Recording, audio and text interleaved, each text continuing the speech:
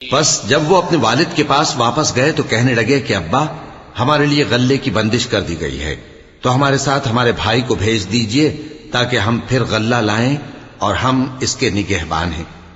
یعقوب نے کہا کہ میں اس کے بارے میں تمہارا اعتبار نہیں کرتا، مگر ویسا ہی جیسا پہلے اس کے بھائی کے بارے میں کیا تھا، سو اللہ ہی بہتر نگہبان ہے اور وہ سب سے زیادہ رحم کرنے والا ہے۔ اور جب انہوں نے اپنا اسباب کھولا تو دیکھا کہ ان کا سرمایہ واپس کر دیا گیا ہے۔ کہنے لگے ابا، ہمیں اور کیا چاہیے؟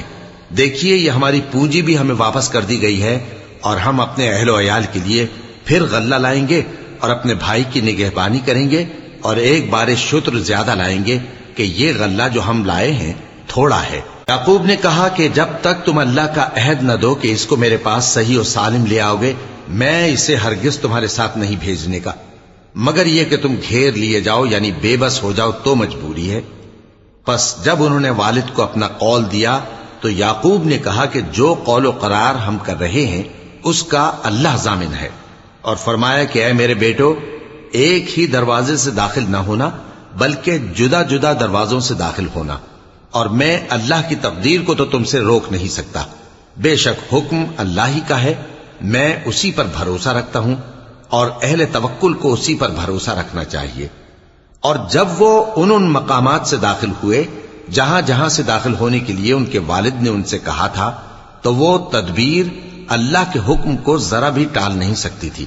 ہاں، وہ یعقوب کے دل کی خواہش تھی جو انہوں نے پوری کی تھی، اور بے شک وہ صاحب علم تھے، کیونکہ ہم نے ان کو علم سکھایا تھا، لیکن اکثر لوگ نہیں جانتے۔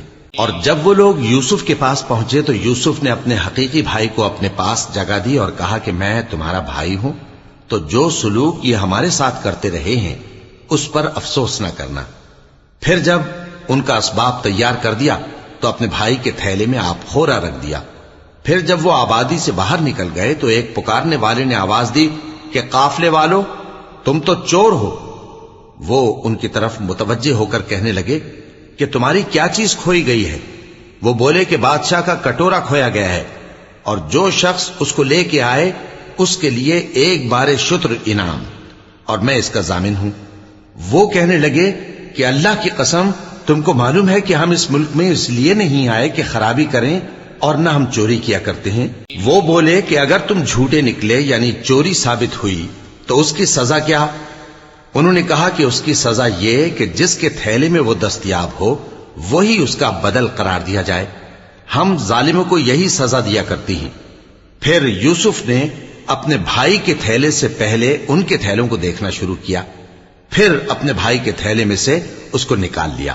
اس طرح ہم نے یوسف کے لیے تدبیر کی، ورنہ بادشاہ کے قانون کے مطابق وہ اپنے بھائی کو لے نہیں سکتے تھے، مگر یہ کہ اللہ چاہے، ہم جس کے چاہتے ہیں درجے بلند کرتے ہیں، اور ہر علم والے سے بڑھ کر ایک بڑا علم والا ہے۔